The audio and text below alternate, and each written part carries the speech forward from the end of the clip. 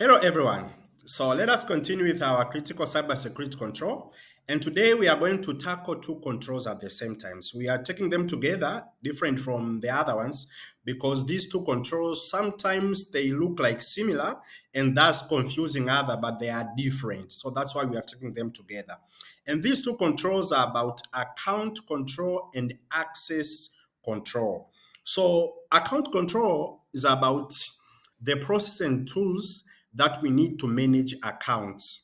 That is about how accounts are assigned to users and how accounts are used. But when you talk about access control, now you are talking about the authorization, which means someone has an account, but what privilege are contained in those accounts? What can she does or can he does, and what that person cannot do by using that particular account. So these are the two difference of these two controls. That's why we are taking them together. So actually, why do we need to have account control, or why do we need to have access control?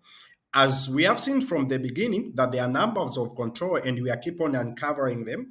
And as I've said from the first video, if I'm not mistaken, that there are some control that are very famous, like these control for offensive security that we are going to starting uncovering them soon. So most of us, we are focusing on those offensive approach, like making sure that we have secured our switch, we have secured our configuration, no hacker can tamper with our infrastructure, which is very good. But we are forgetting that it is very easy for a malicious user to have authorized access to someone's system. And actually, if you go to statistics and various data breaches report, you will note that many of the data breach that are reported as being hacking, but most of the time it's not the actual hacking. It's not like someone has created a malicious script or a malware. No, they are just is things that people use to access this account just because of this improper way of dealing with these two particular controls.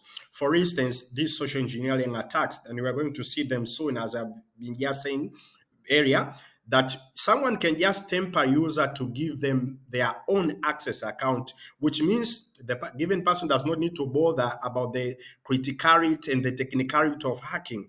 But there are very others issues that they may end up making the account being known to a malicious user. For instance, the issues of using weak password, or some accounts are shared and the password are not. There are so many areas, as you can see. We have just tried to mention some few of them.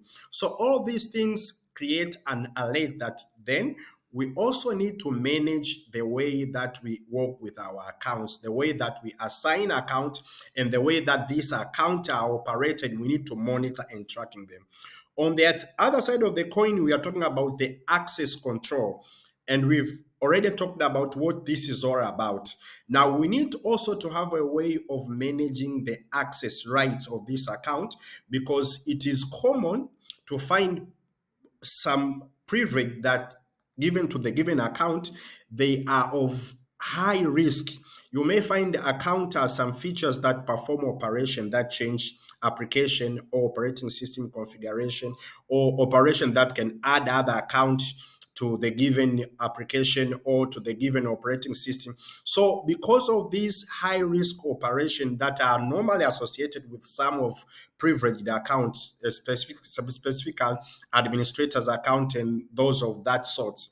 Also, we need to be sure that we are monitoring and we are tracking even the access rights of this account, not only to make sure that the account has been used by the right person, but also to make sure that the person that has used the right account also has access the functions that the given person only needs to access, and no more and no less. But not only this, it's also uncommon to find that there are users that still have roles which they are not supposed to have. For instance, you may find a user or an employee in a certain department, then shifted to another department. Of course, maybe they're using the same core system, but because of improper way of managing these access rights, the given transferred user to that other department still hold the account which has the privilege of former department. This is not right.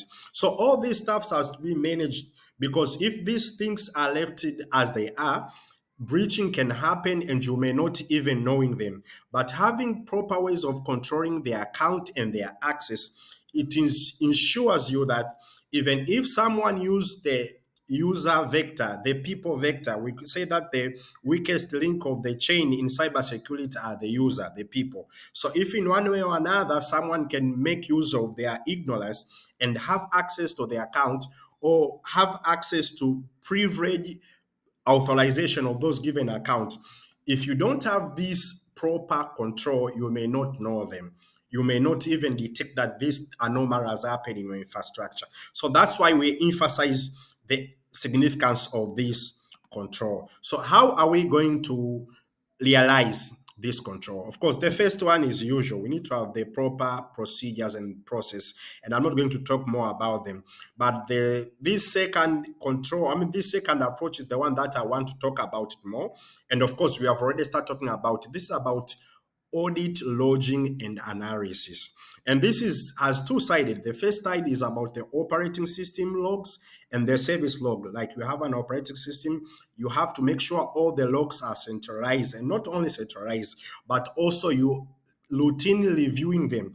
And the good thing about this, we have already covered this part of audit logging by using Elasticstack. If you have not seen it, please go view the previous video where we covered from the how to prepare the Elasticstack environment and enrolling agent and consuming logs and even starting analyzing them. So by using that one single control combined with audit logging, we can have a big picture of what is happening concerning the account and access rights. But this audit logger has other side which I have not yet covered and that we're going to cover in the next video. This is about the application custom logs for operating system log and service account logs. It is easier because all applications that are universal, Elasticstack has already agents for them that you can just plug and play. Now, what if you have your own application logs? Also, these logs have to be centralized and of course have to be audited and have to be reviewed. So this is the one that we are going to demonstrate because this part we have not yet covered. And of course, there we are going to see the essence of Logstash as we have seen in the introductory video of Elasticstack, so that we can have the big picture of audit log management, not only for operating system and service accounts and their access, as we have already seen in the Elasticstack, but also our own application, our own in-house application.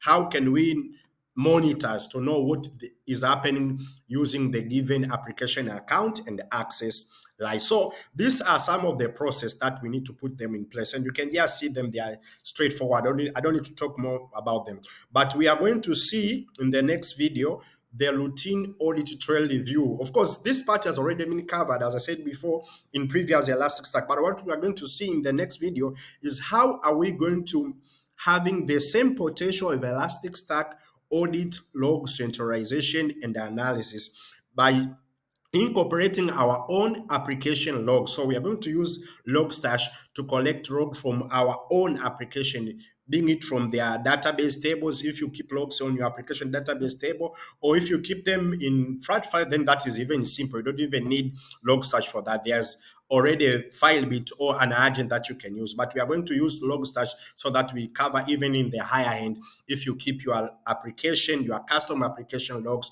in your given application database table. So far, we have covered a numbers of security controls, both their concept and their practice, as you can see from this first one, second one, third, fourth, and today we have covered the fifth and the sixth one.